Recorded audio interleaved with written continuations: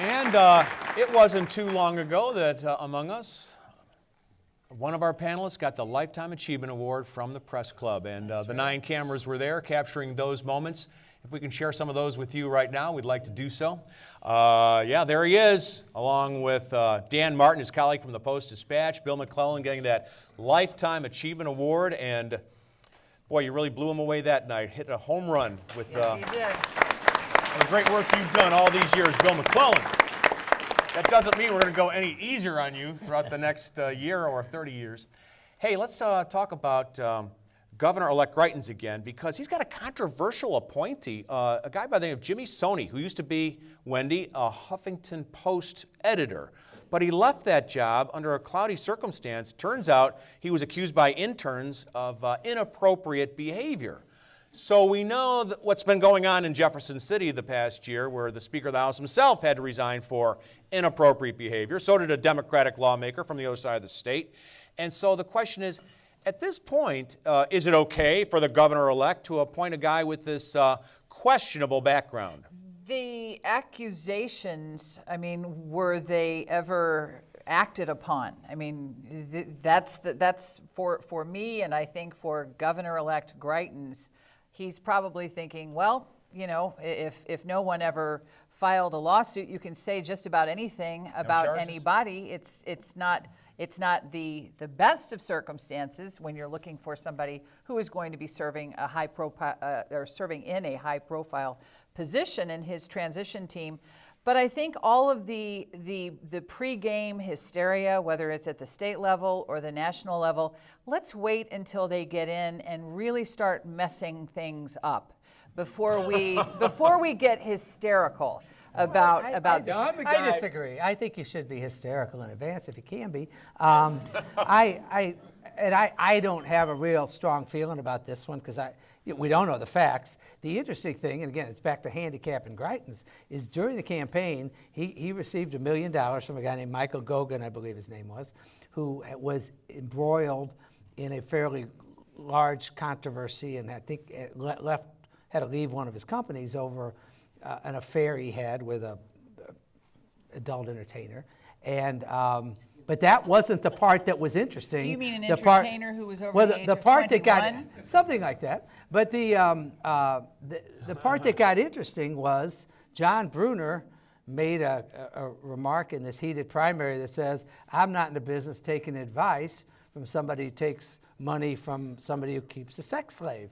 And he ended up getting himself sued, or at least filed. And so that was one of the most entertaining parts of the Republican primary. And so if he was willing to hold firm and not cave in on that in any way on that, I don't see any expectation that he's going to be, in his view, I don't think he's going to back off on that. This that is was an not accusation. an entertaining moment for John Brunner.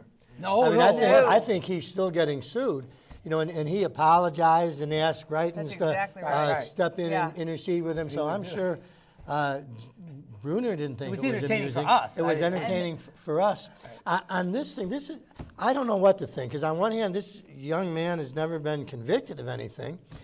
It's almost odd that Greitens would appoint somebody with this kind of a record. Well, that's what I'm talking about, because he doesn't seem to. All right, I'm the guy that said, you know, the football coach should suspend you and throw you off the team. I don't care, you know. Hey, I got one question for you. Were you at this residence at this time and the police showed up? Okay, then that's enough for me. Not saying you're guilty, but hey, I got business conduct with my athletic team. Now, I said this last week. If I'm the incoming governor, same thing. What's the deal, man? You know, they let you go based on something that happened while you were working there. You might be innocent, but I'm the incoming governor, and I just don't need it. But Alvin, my point is he didn't do that in any respect. He made no It doesn't effort matter what went on down Gogan. when I'm No, I'm just saying he didn't. And I wasn't bringing. Wait, you might be innocent, but you know what? You might be playing for somebody else next year too. Right, There's but nothing if wrong you with might that. be There's innocent, There nothing. could be a whisper campaign. There could be a whisper campaign about. No, And there have been. And there have been about. Well, Okay, and I there have don't. been. Okay. All I'm saying All right. is there's a lot of Let's things move on. where were you Okay. there? If you were in Texas and somebody said you did something Gotta that move same on, Louis. Elvin. Save it for. Oh, And Elvin, really, hey, folks, really. Bill, I want to. Bill, let me ask you about this controversial painting that's hanging in the halls of Congress, actually in a tunnel connecting an office building to the Capitol. It's done by a Cardinal Ritter student who's now an art student in Chicago. But in this montage of various characters from St. Louis, from his neighborhood, we're told, there is a police officer who is a pig. And apparently yesterday, according to your colleague Chuck Rosh, who writes for your paper from Washington, a former sheriff who's now a congressman from Washington State has asked Lacey Clay to take this down. Clay likes it. It says it's free expression. How do you feel? Should the painting depicting a police officer as a pig be taken down? No, I find it offensive myself, and I wish that Congressman Clay would say that he thought it was offensive. But as far as taking it down, I mean, it is art, and the fact that I find it offensive isn't enough to ban the thing, as far as I'm concerned. It's a contest, and some of the other artwork from the Missouri winners of these art contests include a tribute to a soldier, a little girl who's got her arm around a soldier, very sweet, very patriotic. An older woman, like a grandmotherly type, is also Those aren't in question. is also depicted. But that's what I'm saying. There's balance, if you will. I mean, if you want to say that all of Missouri has it out for police and law enforcement, there's balance. I am disgusted. Okay, well, if you're No, going no, to no, ask no. balance, though, Can Wendy. I finish? Well, let me just okay, if sure. you're going to say balance, what would the response be if this been a picture negatively depicting black people or Jewish people? As animals. Yeah. As animals. Yeah. No, I am disgusted. I am on the exact same page as you. I am disgusted because they're not just pigs. They're like wild boars. They have horns.